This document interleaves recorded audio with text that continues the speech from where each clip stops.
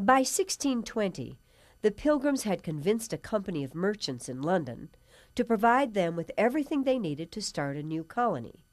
In return, they agreed to give the company half of everything the colony produced for 7 years.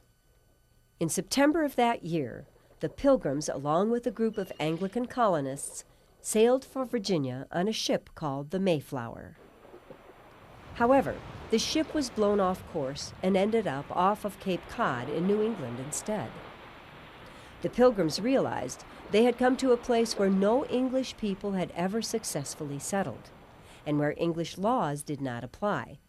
So they made an agreement about how they would govern themselves.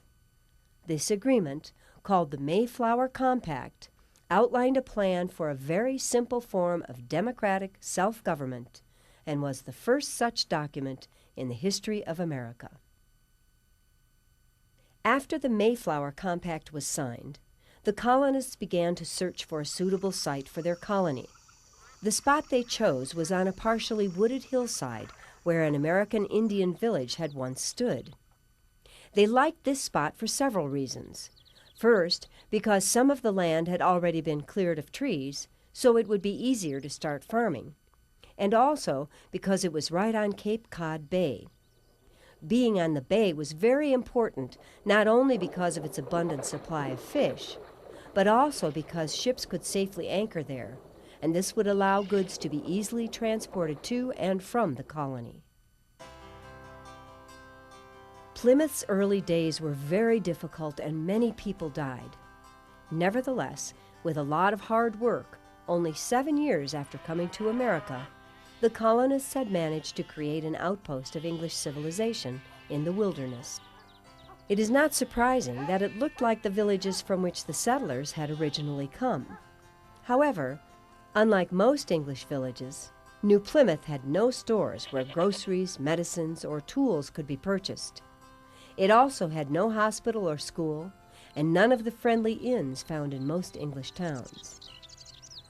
But back in 1627, it still had many useful buildings, and they all possessed the special beauty that comes from being completely made by hand. For example, they had constructed large barns for both cattle and hay, as well as a combination fort and meeting house that was the largest and most important building in town. It served a dual purpose because upstairs, cannons stood ready to guard the town from attack, while downstairs, there was a room where religious services and town meetings were held. New Plymouth was totally surrounded by a high wall of heavy logs. The village had a lot of footpaths, but only 2 streets, and people walked wherever they needed to go. In 1627, New Plymouth had over a dozen houses.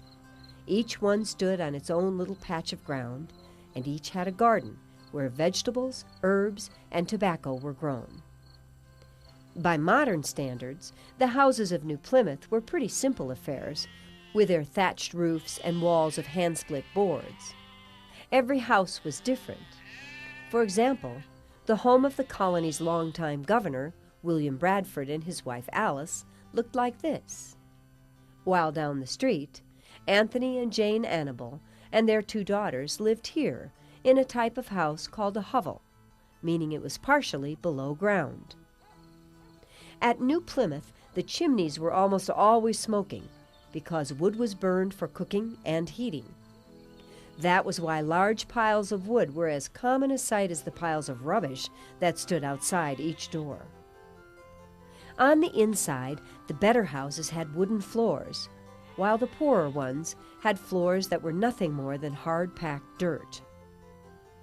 Most houses were just one room, furnished with a big bed where the adults slept, and if they had a baby, a nearby cradle as well.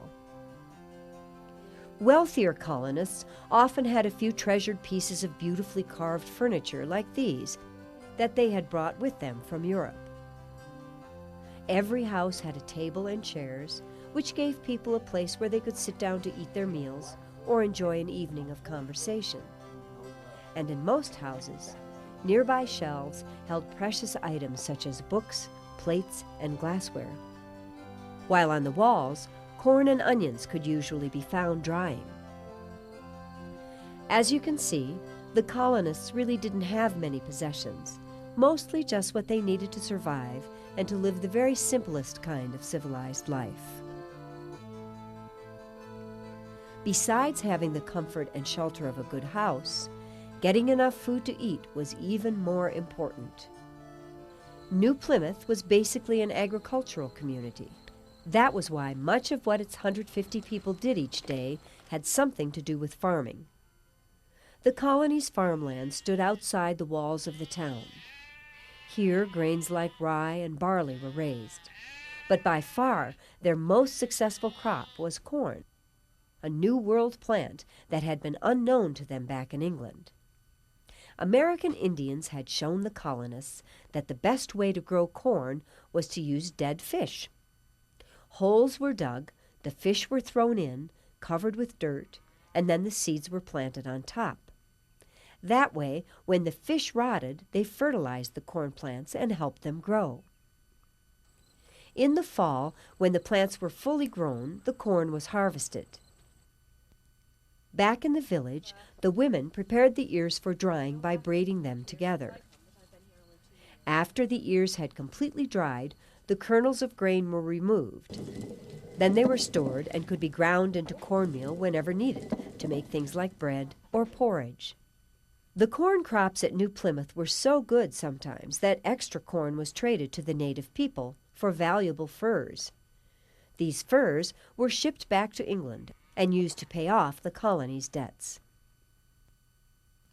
By 1627, the raising of cattle had also become a very important way of making a living, because cattle could be easily sold to new colonists from England for high prices.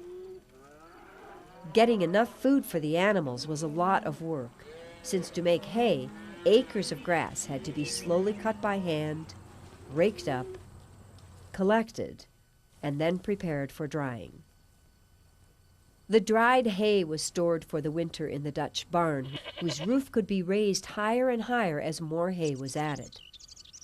It took a good supply of hay, not just for the cattle, but also for the colony's goats, which were valuable as milk producers. Hay was also fed to the colony's sheep that were important for their wool, from which cloth was made. The colony's pigs ate mostly scraps and acorns and didn't need hay. Even so, each autumn many of them were butchered and their meat salted for winter use. As we have just seen, the Plymouth colonists were able to raise most of what they needed, but it was still not enough.